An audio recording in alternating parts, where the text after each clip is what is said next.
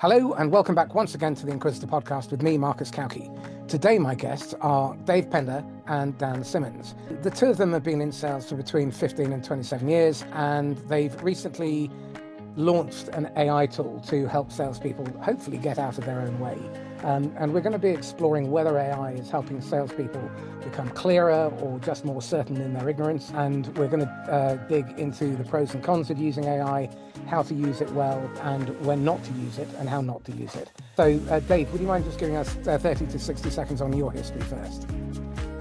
Yeah, absolutely. Yeah. So I've been in sales and sales leadership for the last 27 years. So I've led teams that have been business development teams, account management teams, key account teams, usually in a SaaS environment. And I've done that globally. And I've actually worked with Dan for the last kind of 15 years of those.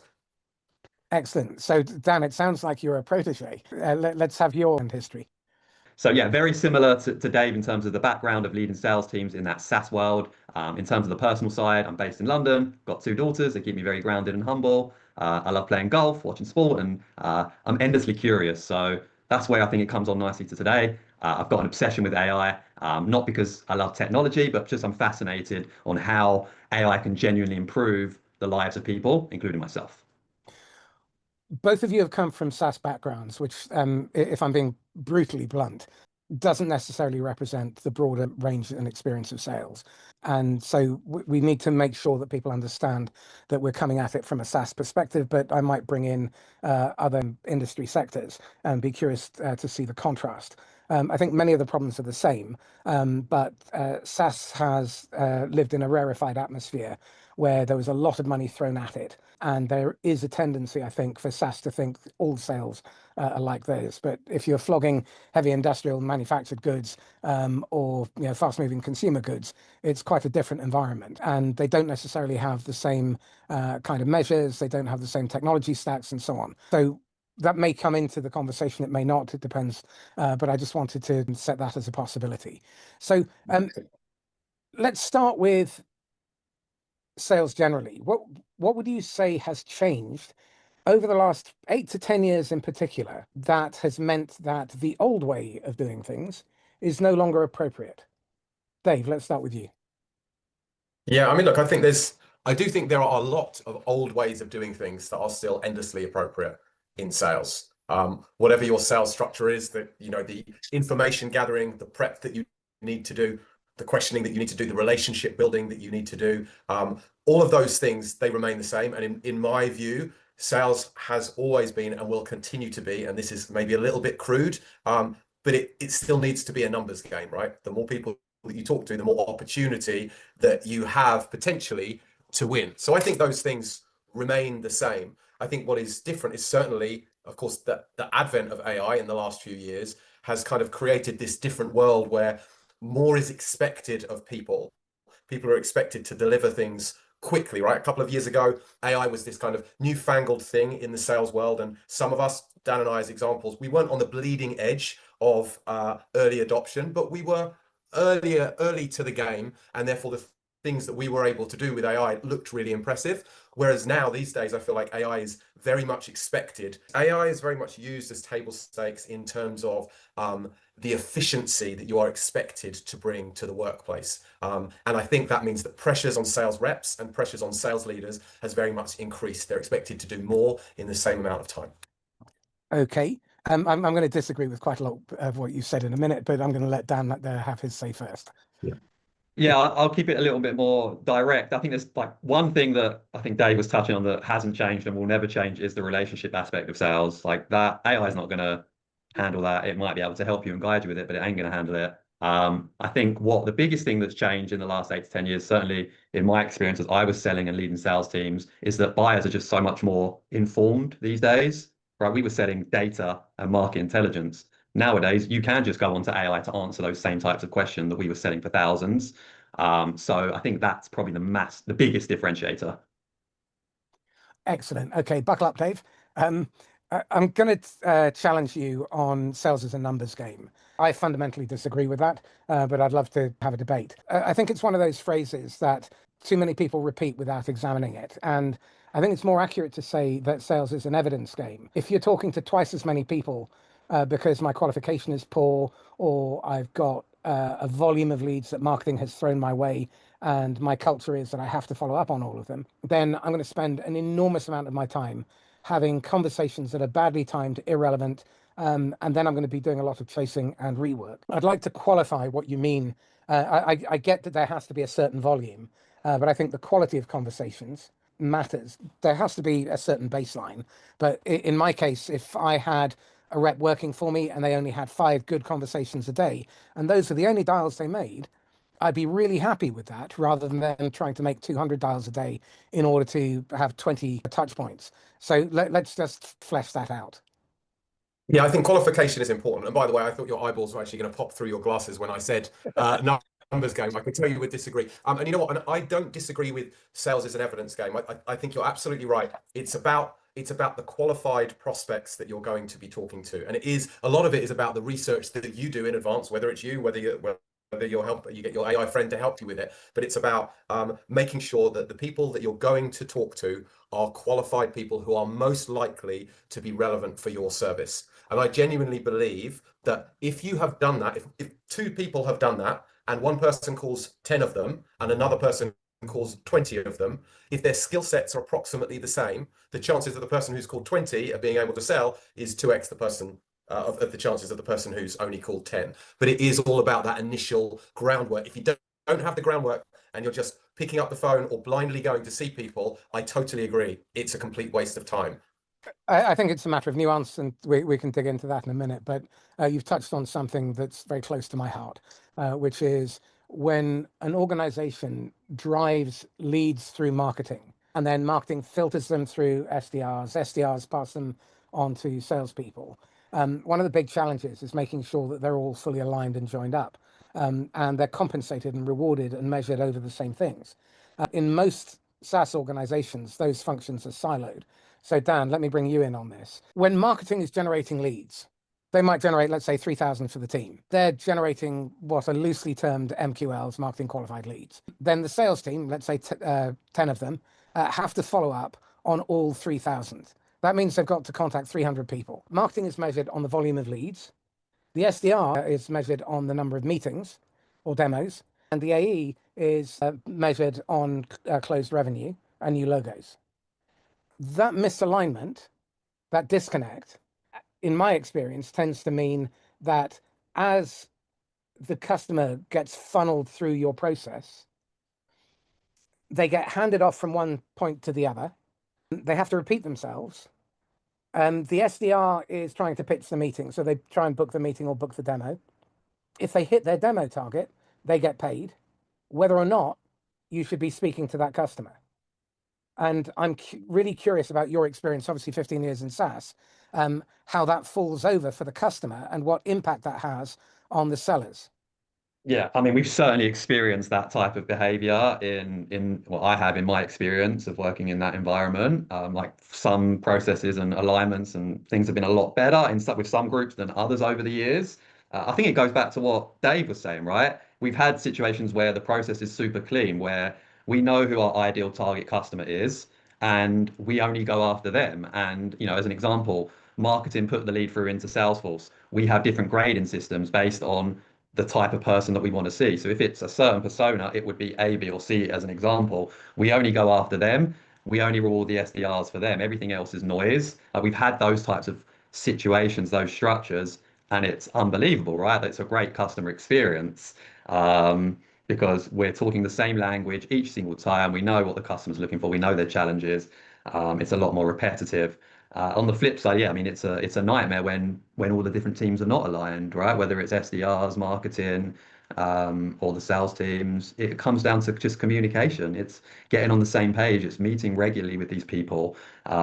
We created mini sales, kind of mini leadership teams in our sales org. So we empowered the salesperson in our business to be the CEO of their book of business, and that they would work with their supporting team, their leadership team, their SDR, their customer success manager, their marketing manager, and ensure that they got them all aligned. And I think it didn't work with everyone, but that type of framing, does work.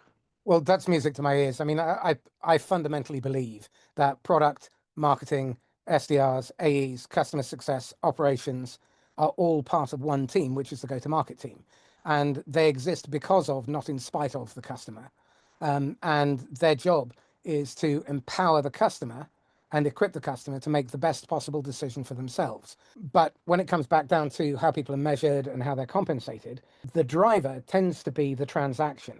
And my view is that we should be defending the decision, not the transaction. So to pick up on something you said earlier, Dave, about driving efficiency, I think one of the big mistakes that most organizations, go-to-market organizations make, is that they focus on efficiency before effectiveness. They focus on contact before relevance and timing. And as a result of that, they end up scaling what doesn't work. So we will come on to AI in a second, because this is essentially teeing us up for that. Yep. And I think part of that is also about strong leadership, particularly in kind of middle management, where you are perhaps the decisions are coming down from above as to what you need to produce, and it's all about efficiency. And then you're also trying to lead your team.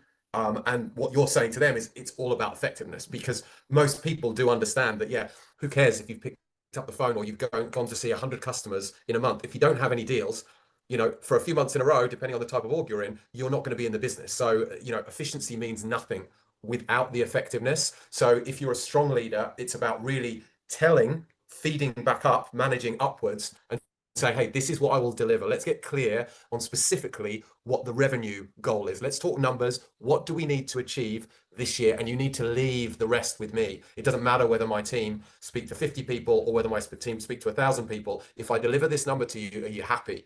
And therefore, the message you can deliver to your team isn't wildly different to the message that's being given to you.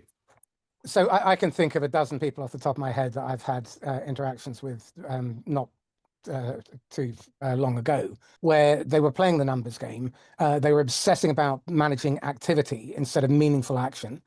What would you say to managers like that? Because clearly the performance was shocking, but they were attached to managing what they knew instead of what was effective based on the evidence and the results.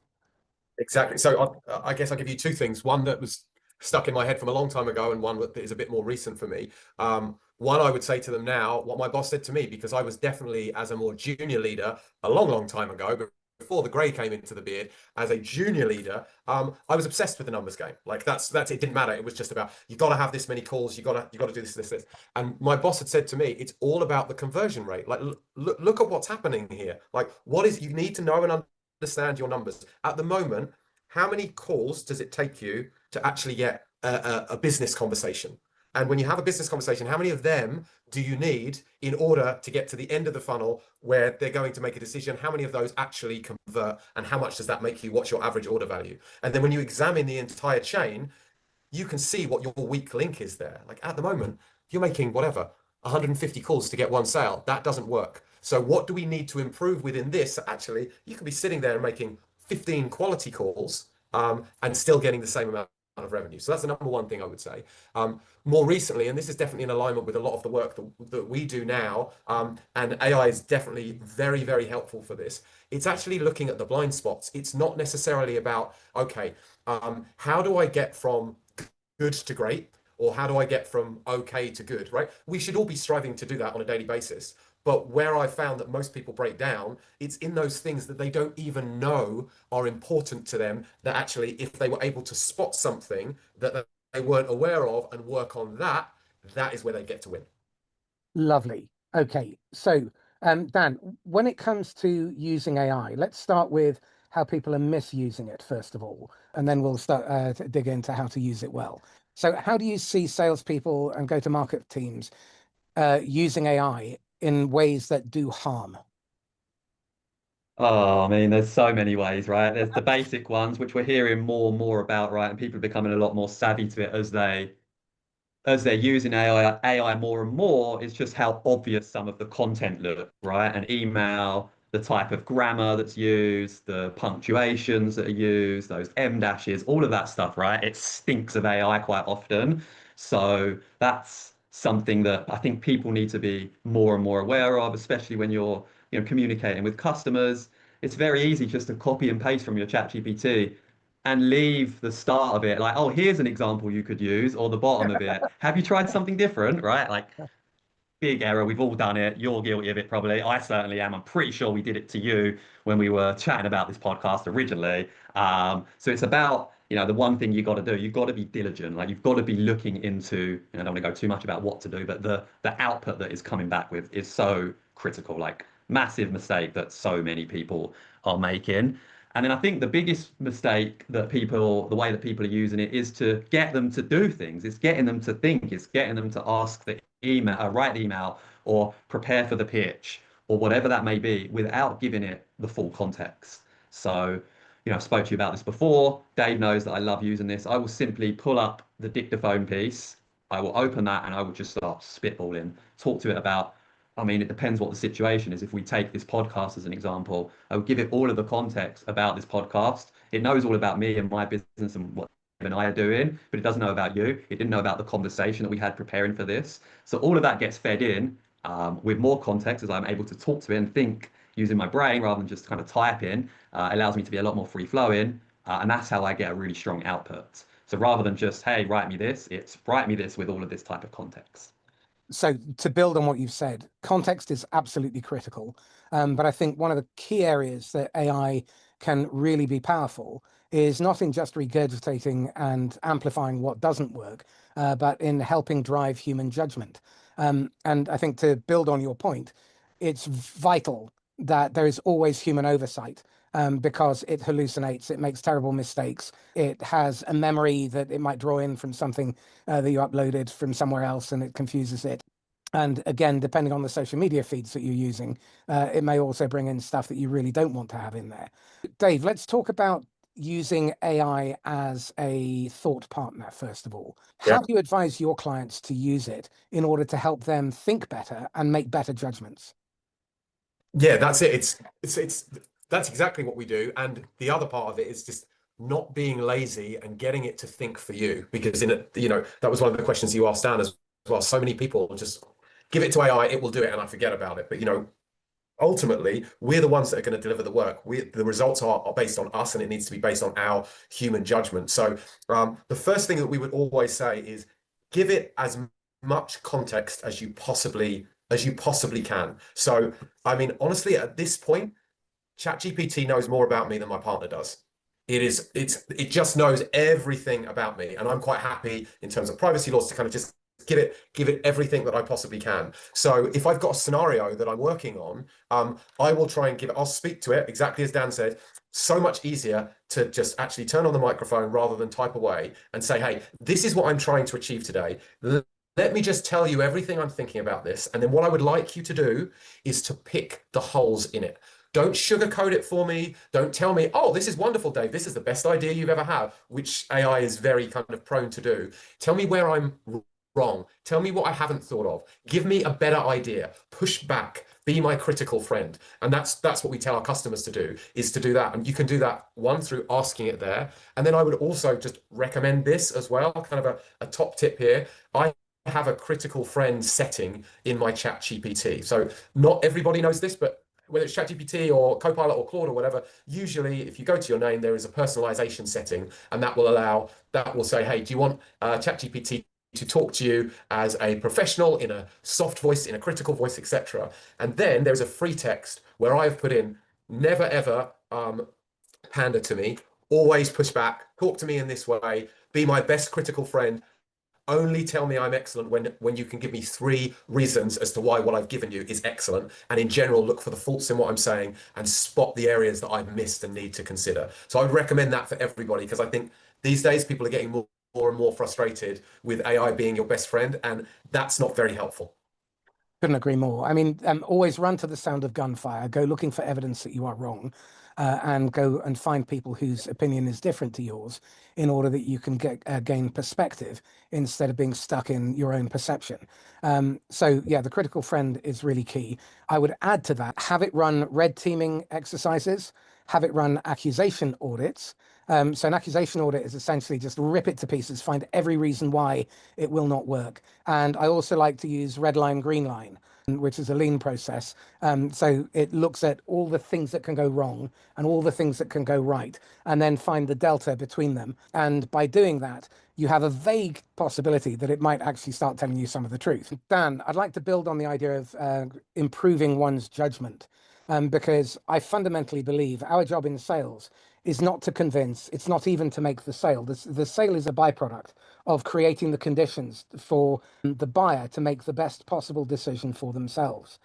So for a seller to be able to create those conditions, what are the precursors that need to be in place in terms of research, territory, and account planning, understanding the context in which the customer is operating, their competitive landscape? Can you go into some detail there? Because in my experience, that's almost never happening.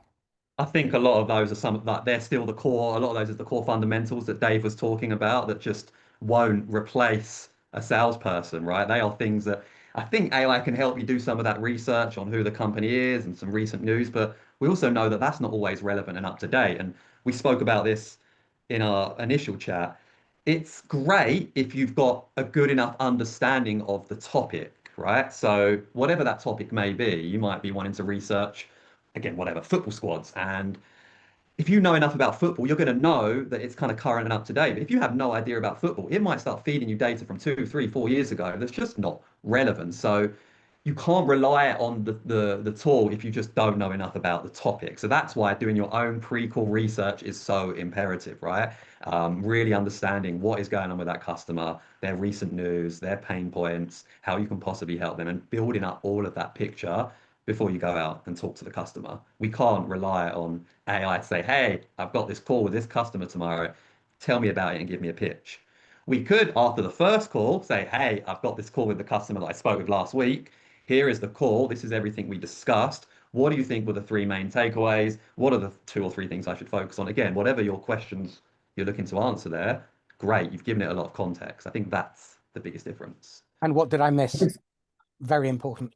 What did I miss? What do you mean No, by that? Sorry. that's the question, right? That's the question we need to be asking it, which we do, right? You ask it all the time. Yeah, what did I miss? How could I be better? Where am I wrong? And I think 100%. I think it's a pre and post as well. I almost see like AI sitting in the middle. It's exactly as Dan said. It's the pre bit, feed it the context, give it as much as possible.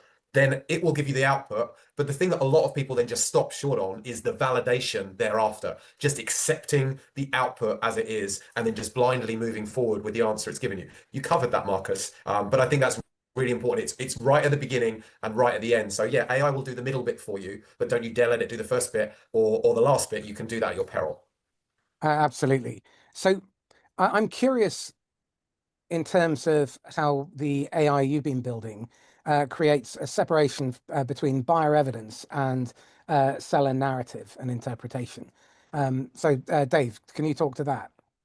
Yeah, I mean that's kind of a sweet spot of where we're living at the moment. So we've just created an app called Blind Spots, and that's really exactly what it does, right? So it's for sales leaders and for sales professionals to really uncover the things about their sales world that they weren't even aware of. So the idea is that you again you talk into it, you give it as much context as possible, and rather than just giving you extra information about that which you've already given it, it is specifically designed to go away and look for the gaps. What haven't you thought of before? Marcus, your question. What have you missed? What's an area where you're doubling down on that actually is a complete and utter waste of time? So you'll get people, as an example, who will think that they've got genuinely that they've got an issue with closing, that they actually the way that they ask for the business, the way that they're pricing the deal, that's where it all kind of falls apart. But actually, after 2, 3, 4 calls, if you upload a transcript or talk to it genuinely about what's going on, it will reveal, hold on, you're concentrating on improving your closing script or working here on pricing. It's nothing to do with that. You're single threading. You're only ever speaking to one person at the company, and often it isn't a decision maker. So it's allowing you to find those areas that you're like, oh my God, of course it's that. But when you're knee deep in it, you don't find it yourself. What does the system actually treat as evidence specifically? So it will treat, yeah. Oh, sorry, go I was on. gonna say I could get that. So the way that you sign up and start with the app is to provide it with a profile. And in that profile, this where you're giving it a lot of detail. So who you are, your role, your expectations, your goals, and there's loads of other questions that help you to kind of helps the system to paint a picture of who you are and what you're all about. Then at that point, after that, the idea is at the end of each day or at the start of each day, if we're at the end of each day, you would simply open up the app, pull up the microphone and talk through everything about your day for 5, 10, 15 minutes, however long you want to take. What worked, what didn't, what happened, what didn't happen, challenges, like all of that stuff, calls that went well, that didn't. And the idea is within a 3-4 day period, if not quicker, it starts to build up a really nice picture of what you're doing and what you're not doing. And it compares it versus, yes, the stuff you've set at the start in terms of your profile and everything you filled out there, but also we are asking it to add in calls, add in emails, add in other aspects of your day-to-day that will help to paint that better picture. Okay, but that's all seller side. I'm really interested in the evidence that you're focusing on in the conversations with customers. What are the exact words that they're picking up on? And what action did the buyer take? What did stakeholders report? That sort of thing. So that's all where the transcripts come in. So you get to download or upload your transcripts into the system. It's where it becomes really useful, right? Because a really useful way to use AI is exactly as Dan said, it's the cognitive offload, just dumping everything that's in your brain and giving it as much context as possible. The challenge that you have with that on the same by the same token is that it is very biased, right? Even if you think everything you're giving it is the truth and full evidence, it is a story painted in your mind. Once you've got transcripts of calls, once you've got exactly what the buyers have said, either in email or through walking through an hour conversation with you, and you upload that, it's able to kind of compare the two and say, you know what, your view of the world is X. The reality of what is going on is Y. And that's the kind of the genius of it. And again, for the specifics, because I'm interested to understand how you're training the AI to pick up on specific contextual clues that are coming from the buyer. That's real evidence, as opposed to seller narrative or assumption. Yeah, I mean, that gets very kind of technical as to how we have trained it, but there's various models that sit inside it. So various kind of sales models, various keywords that are looked for, and as they are brought up, it then compares that to what you've given it, and then it spots what's missing and what isn't. Okay. It is also mainly designed in the eyes of making the salesperson a better person, a better seller, a better team player, right? Like that's the focus, as opposed to, how does it necessarily help the buyer? Yes, the seller improves, it's going to improve the buyer experience, but the lens is on how does it make a seller improve? Okay, I'm going to challenge both of you then. We exist because of the customer, not in spite of them. They don't care about our medic process or our Sandler process or our challenger process or how we have to report BANT. What they care about is the outcomes that they're hiring from us. They care about the risks that they perceive. Whether they're real or not doesn't matter. As long as their brain thinks they are as far as they're concerned. And you've talked about context, but what I'm really interested in is how do you make sure that the system is really understanding the customer through their eyes as opposed to what the seller can do to them? Because I think a lot of the AI systems that I've come across, so for example, my note taker, I can filter it through Sandler, I can filter it through Spice, I can filter it through Band, I can filter it through Medic, but all of those are supply side. I'm really interested in the demand side approach to using AI, so that you think as your customer, you meet them where they are and you focus on what they care about. Because in my experience, all of those selling systems, very good. I spent 16 years with Sandler. It was a really good system. Don't get me wrong. But the customer was secondary to making quota. And it was secondary to doing pain discovery and understanding the human underneath it, who we were selling to. We touched on it, but we didn't really start there. So I'm thinking, how do we put the customer right at the heart of everything that we do and build out from there? Yeah, I mean, I would disagree with you slightly. I think it's kind of reciprocal. The first bit, by the way, just comes from leadership. Again, I would say it's all down to leadership, right? It's down to the people that you hire and the culture that you instill in your sales and your working environment. There are plenty of sales environments that are just, kind of Wolf of Wall Street for an analogy, which is just Yeah. like, this is the way we do it. Get the numbers. Who cares about the customer? Doesn't matter. You just need to make your numbers, or you're out of here. And if that's the type of culture, it almost doesn't matter what AI is kind of brought in. And on the other side of things, if you have a culture, and Dan and I have experienced both of those things, and probably at the latter end of our career, fortunately, it was more of the focus on the customer. But if that is the culture, if that is your starting point, then again, you're going to hire in that way. The people that you are within your environment are more likely to lead in that way. And thereafter, I think the AI and the sales rep and the customer, it all kind of feeds into one big loop, right? Because if the salesperson doesn't really know what they're doing, if they don't really understand how to kind of interrogate, how to question the fact that pain is important, understanding what the pain is, understanding what the pain of the current environment is, understanding the pain of what it means if they don't do anything. If they don't understand that, then they're no use to the customer anyway. So the system helps them to understand, okay, well, where can I get better at these things? And it's not just, oh, where can I get better so I can make more commission and go on my nice holiday? It's okay, so where can I get better that will allow me to understand my customer better, that will help me to support them more to get to the outcome that they need to get to, and in turn, actually, I'll get paid very handsomely for that, and around and around and around it goes. So I do think it's reciprocal rather than just kind of this one-dimensional state. So can the AI refuse to answer the question on the basis that it doesn't have enough evidence? Yes. There's an error message that will come up that will just say, you haven't fed me enough. I need more context. You need to tell me these things. Or it will sometimes give you a percentage and say, what you've given me is quite flimsy. Based on what you're saying, it appears that. And if you can get me X, Y, and Z, or X, Y, and Z, depending on where you're listening, I'll be able to kind of give you. I'll be able to give you more. But honestly, when you see the outcomes, I'll be happy to send this to you afterwards. When you see the outcomes of the blind spots, like they are really stunning. Oh yeah, don't get me wrong. I'm nauseatingly aware of them, having a fair number myself. Yeah. I had to build myself an agent called "Get Out of Your Own Way" Marcus, so that I'd shut up and I'd ask the right questions, and I use it live. Yeah. Can you send me the login details for that, please? Well, it's been designed specifically for my particular. No worries. I'd just say as well, like we've trained the model to be pretty direct and hard hitting and not beat around the bush versus what we know the likes of ChatGPT and Claude can be. It doesn't mince its words. It's very direct, and it's that friend that we all need, but probably we don't all have. Or necessarily enjoy. Yes. So we touched on ICP earlier. One thing I always teach is that you've got your sweet spot ICP, but then you have your non-ICP, and a lot of MQLs fit into that category, and that's just dead work, where you're basically an unwelcome interruption because you're neither relevant or valuable, and you certainly aren't going to be timely. But the most dangerous is the anti-ICP. The anti-ICP is the Johnny Englishes. They're Mr. Bean in a tux.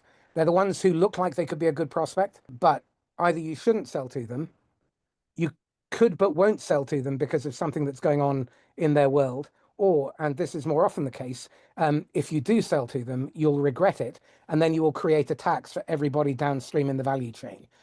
CS will have problems onboarding them, operations and support will have open tickets, product will end up getting edge cases for new development, and that all hurts your balance sheet and your valuation.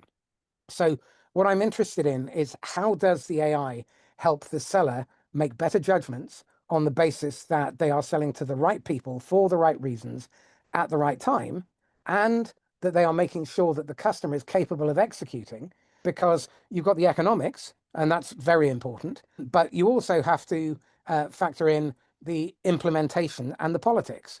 Are they, their team on side, and can they implement and execute? Because I remember working with one, it was $1 billion finance company, and 50% of the customers they closed never activated.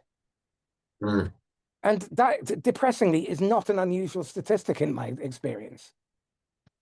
Yeah, or in ours actually, as products and services got more complex, we experienced that as well. And I think so much of that is around discovery, right? Those salespeople who do excellent discovery and will really put in the time to understand both the customer and the problems they have and what they're looking to solve. That's where it all lives. I will say, in terms of our system, so our blind spots app, it is not designed to do that, right? It's not designed to be all things to all people. It's really designed to figure out, hey, where are you now, and where could you be better versus your goals and what your business requires of you. But to go into that kind of deep dive of, can it help you understand what your anti-ICP looks like and ensure that you don't buy to them, that's not something that we've trained the model on. It might be something for the future, so thank you very much, Marcus, but right now that's not something that we do. It's super complex and really important, but that's not our nature. Okay, and you're welcome, by the way. So in terms of using AI for research, let's start with that. How do you deploy it yourselves when you're prospecting? So Dan. I wouldn't use it like to prospect, like to find the individuals. I might look at it to say who are the type of companies I want to go after. Well, let's give it a different perspective. We had this podcast, right? And Dave and I were like, hang on a second, what are maybe some other podcasts that we could potentially go on in the future?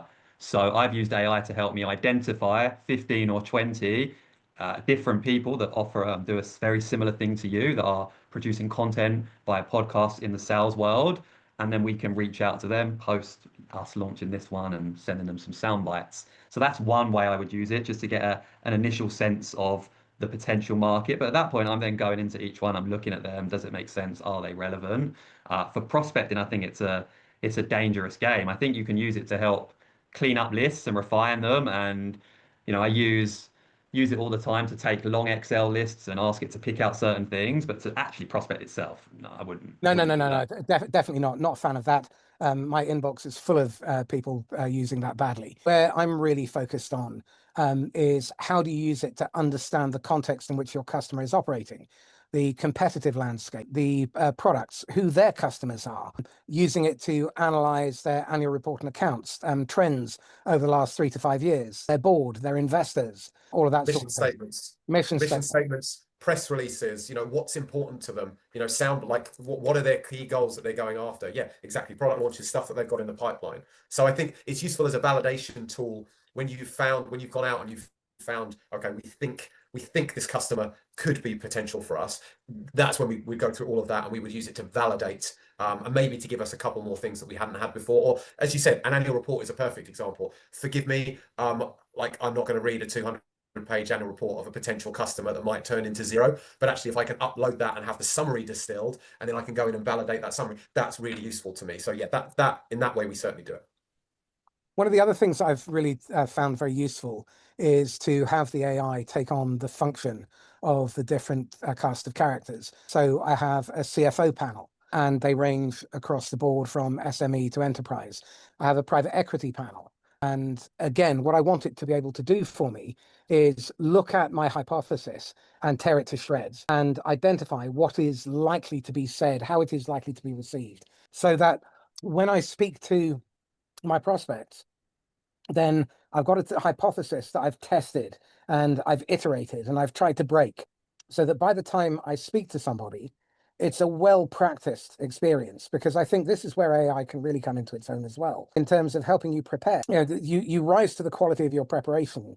You don't, and you fall to the level of your talent. And I think that's where a lot of people get it wrong, because they don't use it as a practice partner. They don't use it to really stress test their hypothesis. If you're using Challenger, for example, your job is to come up with a challenging hypothesis. If it's designed generically instead of tailored for a Series C private equity operating partner, it's not going to land. And this is where I think the conversation for a lot of people could be really valuable. So I'm curious to see your thoughts. Yeah, you ask it to break it. Oh, I was going to say two things quickly. Yeah, go ahead, Dan. Like Dave mentioned it earlier, it's human AI human, right? So you start with human, you give it the context, you talk to another person, whatever that first human element piece is, your pen with a notepad, right? It's then AI, go into AI, feed it the context. It's then take it out and be a human again, discuss it, analyze it, critique it, research it. Like, that's the killer process, in my opinion. If you follow that as your rule of thumb when you're leveraging AI, you're going to be better off than those that don't follow that process. By the way, I like what you said about you rise to the level of your what did you say? You rise to the level of the level of your preparation. That's it. That's it. I always say you rise to the level of your goals, you fall to the level of your systems, right?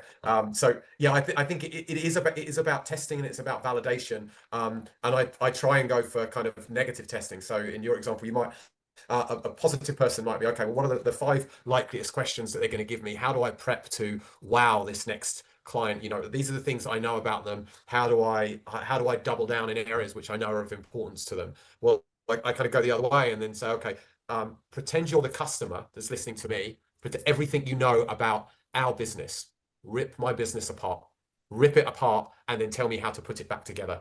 And that can be really useful. Okay, because that to me again feels like it's very supply side rather than demand side. So earlier on, I asked you, will it reject information and refuse to answer? And you said yes, it'll issue a warning. But there's a difference between context and evidence. And I'd like to narrow that part of the conversation down a little bit further as well, because context can often be narrative. It can be opinion. Whereas evidence is actually based on actual data, on facts. And I'm curious to see, again, what you would advise people when they're using tools, AI tools, and when they're coaching their own people to differentiate between the two. I could say chip in here. I mean, I think one of the things that I've trained my model to do is to tell it that when it's giving me a fact, it needs to state where it's got that from. And if it can't do that, don't give me the fact because it's not. I mean, on the flip side, are all facts these days, right? Like everyone is so convincing with the way they say things, whether you're watching a Netflix documentary or the news or whatever it may be, right? Everyone's so convincing that you do think it's true. So there's always, I mean, I'm a massive cynic. I take everything with a grain of salt. I'm, always questioning facts or, whatever people are saying. That's just the way I am. So yeah, hopefully that kind of answers the question. Dave? Yeah, I was going to say, and test. If it's something that's really important to me, I would just, let's say I've got my output from ChatGPT, I will then take my output from ChatGPT and tell Claude, this is what I'm trying to do. This is what ChatGPT told me. Can you tell me which pieces of this is accurate and which pieces of this would you go against and why? Okay, got it. Then I'll put it into DeepSeek. Then I'll put it back into ChatGPT. So if you test, and then you validate yourself after that, that's where at the end of it, you're like, okay, well, this now looks like evidence to me rather than just ask a robot a question and take the answer, assume it's fact, and then all of a sudden approach your customer in that way or approach your coaching in that way. That's just lazy. So to build on Dan's point about human, AI, human, I think you start with human intent, then you have AI assistance, and then there's the evidence check. That's utterly critical. And then human accountability it's a less elegant version of it, but I think it's a safer version. Yeah. I mean, at the end, everything's on you, right? So it's up to you. If you want to use it to be a little bit lazy and to make you a little bit more efficient and you're not really going to check the data, okay, that's okay, but that's going to affect your output, right? And you have to be accountable for that. Or if you want a better output, then you need to work harder and you need to test more. And I think I do. Go on. I was going to say, I think that's a little bit of an issue that people have with AI now is I feel like a lot of people think that AI is just going to save me a lot of time. I disagree with that, right? Certainly it can save you time, but you've got to spend the time it saves you in productive ways. And at least half of that time that it saves you should be spent in terms of validation. Fair. Okay. I'm going to take issue with something I said earlier as well. So, I'm democratic in my pushback. I think one of the dangers of using the panel approach that I mentioned is that it can come with bias. And I think if I arrive with 20 rehearsed answers, the question I think we need to ask ourselves is, am I more prepared to listen, or am I more prepared to steer the buyer towards the conversation I expected?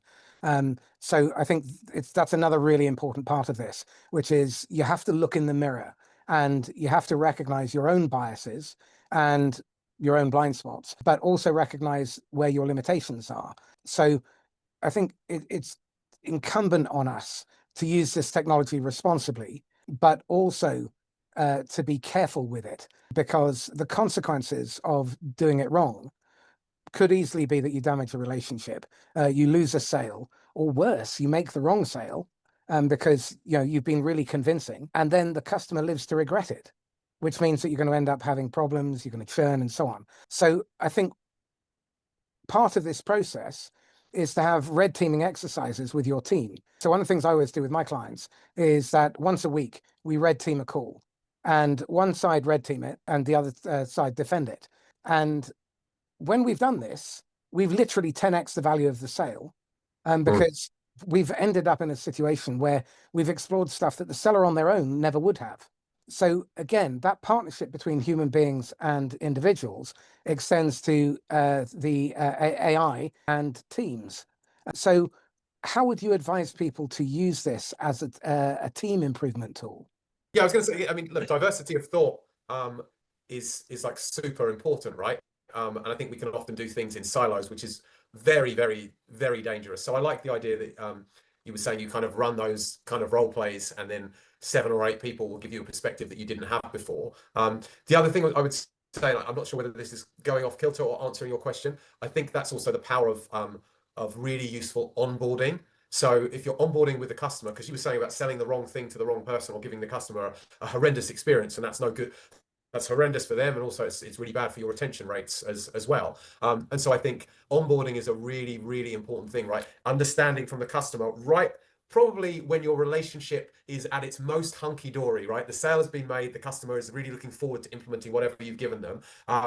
Having the conversation about what does excellent look like to you? What do we need to deliver over the next period of time for you to be happy, for this to have answered the problems that you've got, and recording in massive detail exactly what that looks like. Then it's about passing it out to the rest of your team. So it's not just you as the salesperson that knows it. Everyone else who was involved, everyone else who will be involved moving forward is clear on what excellence looks like. And you can certainly leverage AI with that, because if you've got a detailed kind of printout of the customer telling you exactly what excellence looks like, and then you consistently feed back exactly what you're delivering, that's where it's able to call you out on, hey, excellence is up here, you're delivering down here, this is what is missing at the moment, this is the gap that you need to fill. So for sure you could use it in that way. Another really interesting use that I found for it is in helping with customer interviews. And in terms of being able to then use that to feed back into marketing, to improve the attraction of sweet spot ideal customers. In terms of being able to improve product, the customer onboarding experience, massively powerful. But again, barring a few examples, like Amy Brown's organization, almost no one is doing that well. And it really surprises me, because it's such a powerful resource, and nothing beats your customer for evidence and first party data. And so it just baffles me why people are not making better use of that. What advice would you give to a CRO or a CMO who is trying to improve retention, expansion, and win back? Yeah, I mean, it's very short-termist, isn't it? And I understand that, if you're in a business that is constantly demanding, we were in businesses where, quarter to quarter, every quarter was the most important quarter. And if we didn't hit our number for this quarter, there was going to be trouble. And we've worked in businesses as well where it's month to month. And there were a couple of businesses back in the day was every other week if you didn't deliver the number. And so I think you need to let the sales people and the sales staff do their job. Like, that's their goal. They have to go out, they have to build the relationships, they have to understand their customers, and they have to sell the products and the services to them, and just allow them to do that. Don't cloud it with, asking them to kind of understand, do that journey mapping. But actually, if you give that to the customer success team or another group of individuals, and that is part of their jobs, it's actually part of how they are graded as to how well they are doing. It's a core key KPI for them. And if you're prepared to spend the money to allow them to do something that is unlikely to deliver top line growth very quickly, but actually it's a medium term and a longer term play, you're certainly going to yield the fruits. And it's not about doing it every once in a while or doing it with your largest customer, so you understand that. It's actually about doing it with all different customer types. And that's, again, where you can then feed it into AI. Okay, so here are the largest customers looking at this ICP, analyze all of these customer journeys and find out what the pain points are. What are the areas in here where we could be doing better, where we could support them more? What are other product ideas? Actually, 30% of our customers are telling us that they're trying to solve this issue that we can't solve at the moment. Could we build something that could help them and help our industry to perform better? So I think there's a lot of wins there, but it's not, it comes with spending the budget on something that won't feel like it's going to deliver immediate return. And I think there's a lot of CROs and CEOs who are a bit short-termist and so won't really want to do that. So it's about convincing them of that idea and then making sure that it's done across the board, not just your largest customers, but all customer types. Because you know what? If you've got a long tail and you can improve an experience of a lot of long tail customers, that's going to add up. And actually that long tail will become medium size and there'll be the larger fish in the end or in the future. So if I were to interview 20, 50, 100 customers, would your AI be able to spot patterns that I couldn't see on my own? Yes, for sure. And yeah, so sure. In terms of mining that evidence, would you trust the AI's conclusions? Not in isolation. No, you still got to validate it, right? So this is what I would say. If you gave me those conclusions and I had to quickly get to work, I would have a lot of confidence that what it's given me is directionally accurate and really useful. If I was using it to make an enormous decision, I would still want to validate it. I would still want to push back and ask why it came up with that, how it came up with it, what else has it missed, where does it think it might have been wrong in what it's delivered. And I don't think there's any tech or any AI out there that is so gloriously complete that we should just trust it wholeheartedly from whatever output it gives us. You know, I've got a lot of faith in, and the feedback on our blind spots app has been so great, and still, you've still got to validate it, right? Who's the robot here? The robot is the AI, not us. We don't take the output and then just blindly go and input, you know, blindly go and change our days and our world because of it. We've got to validate. Because thinking back to earlier in the conversation, again, my fault. If I take my ChatGPT output and then I put it into Claude, then I put it into DeepSeek, and they all agree, that's triangulation. It's not necessarily evidence. And I think this again is where human judgment really needs to come into its own, because I need to ask the question, what external observation would have to exist before I'd call something validated? And I think this is where we have to be really careful when we're using AI technologies. Even if we're spreading our risk or feel like we're spreading our risk by using multiple models, let's face it, they've all stolen from exactly the same sources to a large extent, and mostly similar biases. And I saw a really interesting piece about the difference between AI opinion and then actual living cultures. So the difference between people in the Middle East and Africa, North America, Europe, Asia, and so on, and where they fit on the quadrants is markedly different, because most of the AI models are essentially hippie libertarians compared with the normal societies in terms of opinion. And so we've got to be really, really cautious when we're using these tools. And it keeps coming back to confidence in decision making and judgment. And I think if there's the big lesson that I've taken from today is that has to be where we put our energy and attention, even when we've got very robust, extremely well-trained models. You've got to have human oversight. And from a governance perspective, without that human oversight, your directors are probably going to end up in court.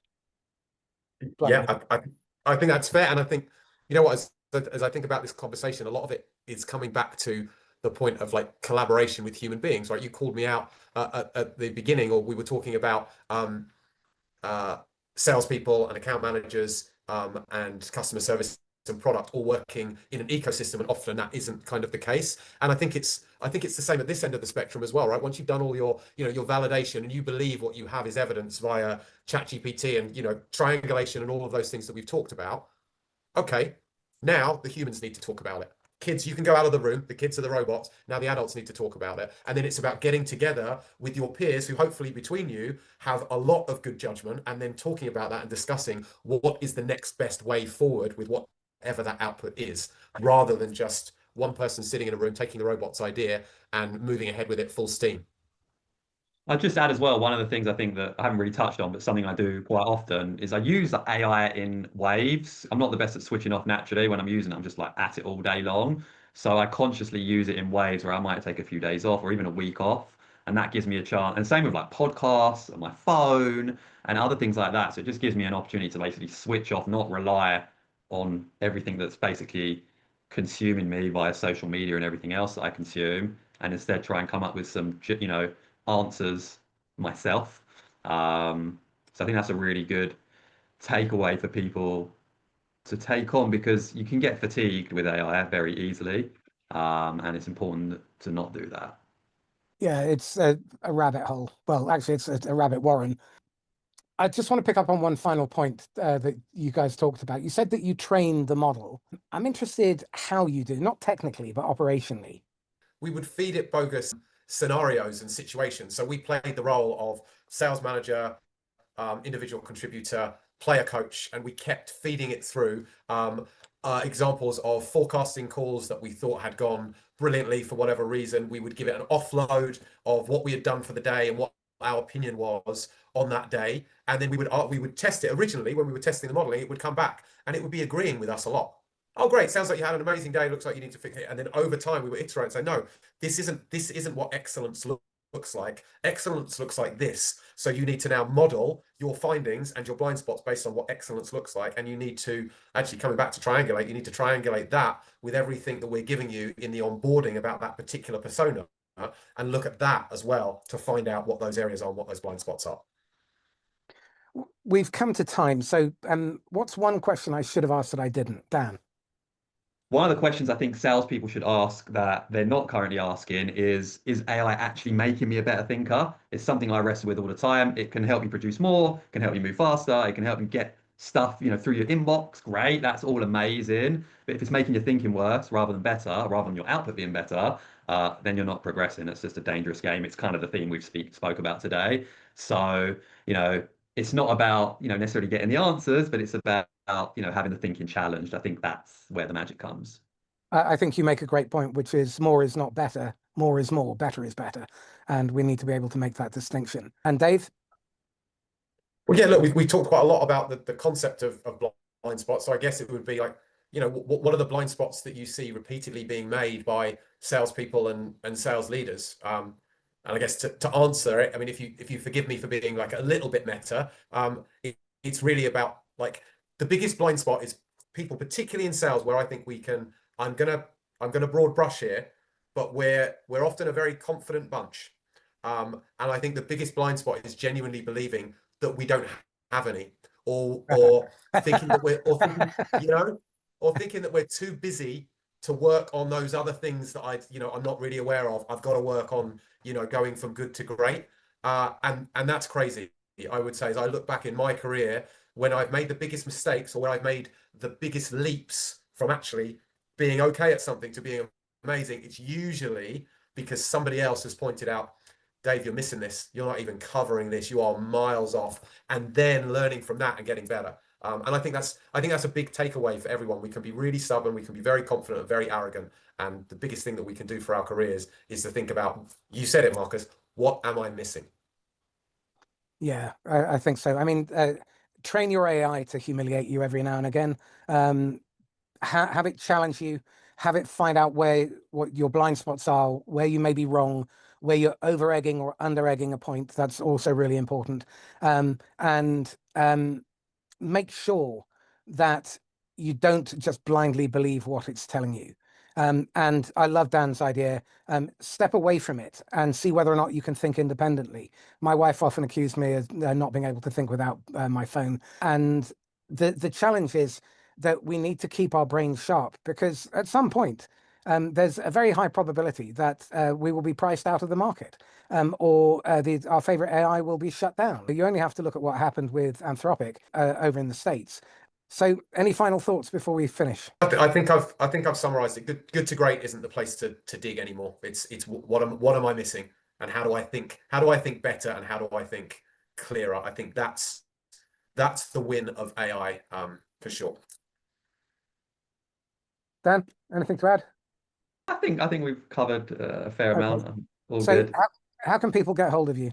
Good question, Marcus. So the best thing to do is just to go to our website, yoursalеsedge.co. There you'll find information about our guide and as well as our app that we've recently built, Blind Spots. Additionally, you can go to our LinkedIn profiles. I'm Daniel Simmons. You've got David Pender, and you'll be able to find everything you need to know about us on there. And then finally, we recently launched a YouTube page where we're producing content pretty much every few days, videos and shorts. So again, you can go check that out on YouTube at Your Sales Edge. So, Dave, you've got a golden ticket and you can go back to whisper in the ear of the idiot Dave, age 23. What one bit of advice would you have given him that he'd have undoubtedly have ignored but would have benefited from? Sounds like you knew me when I was 23, because I was definitely an idiot then. We all were. All right, okay, good. That's good. That's good to know. It would be slow down and be present.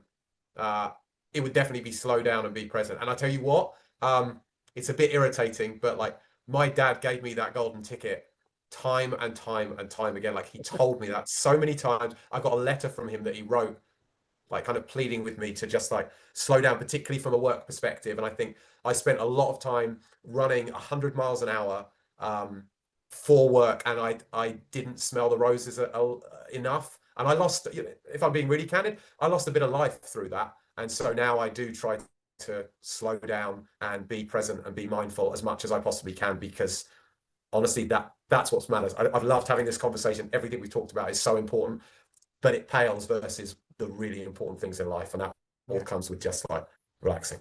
I wish I'd had you whisper that in my ear and then beat me with it. Thank you both. So Dave Pender, Dan Simmons, thanks for joining me on The Inquisitor. Once again, if anyone has been moved by what we've talked about and wants to get in touch, then Dan's given you details on how to get in touch with them.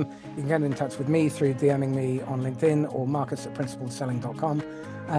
And in the meantime, stay safe, happy selling, and slow down. Bye-bye.